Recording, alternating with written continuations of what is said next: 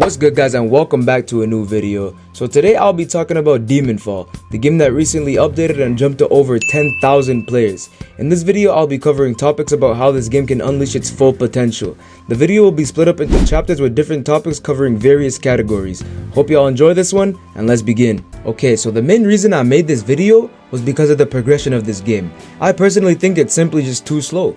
To make the game better, what the devs could do is just buff the crow. Simply make it spawn faster. It should just come every 30 seconds when you're not doing a quest. That would make progression way faster and more convenient.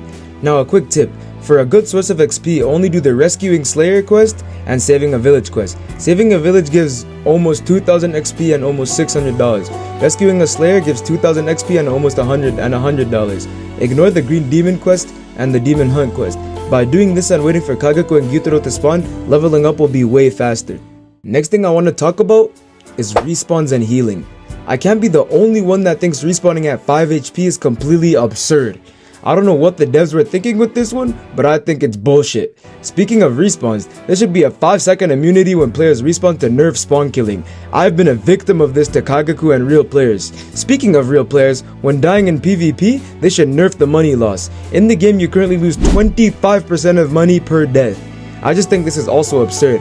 Maybe nerfing it to 10% or 15% would be more reasonable. And while we're still on this topic, I feel there is no point of losing experience when dying to NPCs. I believe experience should never go down, ever. There's absolutely no reason for this. It's just so frustrating, especially when you're getting spawn killed by Kagaku.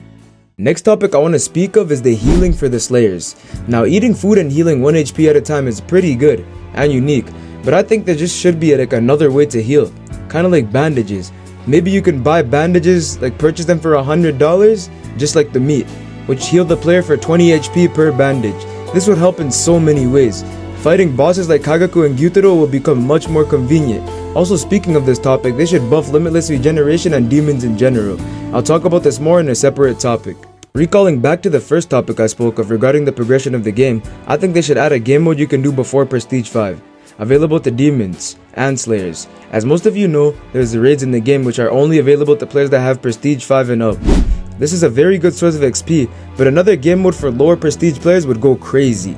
Like a short game mode that gives 3,000 XP and around like $1,500, where you either have to defend a village or attack one. Kinda like the story mission for Slayers and Demons, but you can just do it multiple times, with like maybe like a 10 to 20 minute cooldown. This would benefit the progression of lower level players by a significant amount. Now, recalling back to the third topic about healing, I want to talk about demons, regarding limitless regeneration.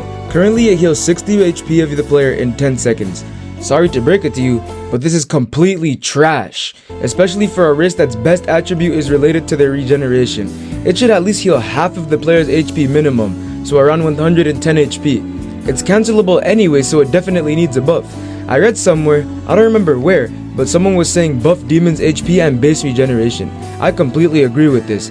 The guy specifically mentioned that buffing their HP to 300 and letting them regenerate 3 HP per tick on 100 is much better. I'm not sure if this would be balanced, but demons definitely need a regeneration buff. Tell me in the comments what you guys think. Now for this topic, it will relate to the crow quest for slayers, but for demons. Give demons like a kind of like a crow quest, but like just don't pull up with the crow. Just like show a quest on their screen every 30 seconds so they don't have to go all the way back to the quest giver that's 3,000 studs away each and every single time. Maybe you should just pull up on the screen somewhere. For example, it would say the mission on the top right of the screen and give the option to accept or reject the quest. Like maybe they could add like a quest to raid a village nearby, giving about 2,000 XP and $600, just like the save the village quest on the Slayers. Also add the Zenitsu quest to this instead of working all the way back to the base each time. Or instead of adding all this, maybe just teleport the player back to the quest giver after doing a quest from her. This would make progression so much better, especially because Demon's progression is so terrible right now. Now this last topic will be regarding the ranked game mode and PvP in general. First of all, change it from 3 lives to 2 lives in ranked 1v1s. Second, the ranked map 2 is terrible for 1v1s. Next, they could add a whole PvP game mode, maybe like a team deathmatch game mode, like a 4v4 or 5v5, first into 10 kill wins. This could utilize the rank 2 map because it's such a big map. This would definitely make rank fun. Also, make an ally system where you can't damage people in your party. I don't know about you guys, but I'd rather not take damage to my teammates while we're fighting a boss like Akaza or Doma in the Infinity Castle. And finally, for a small balance change to the game, give every single breathing and build demon art an evasive or counter. Why should some people have the ability to counter or evasive and some people can't? Make it make sense. Now guys, I am so intrigued to hear you guys' opinions on this game. I love reading people's takes on topics, so comment below. Tell me if you guys want me to make a detailed beginner guide on this game. Like and subscribe if you found this video intriguing or entertaining. And also please read the description real quick. That's it for this video, and bye.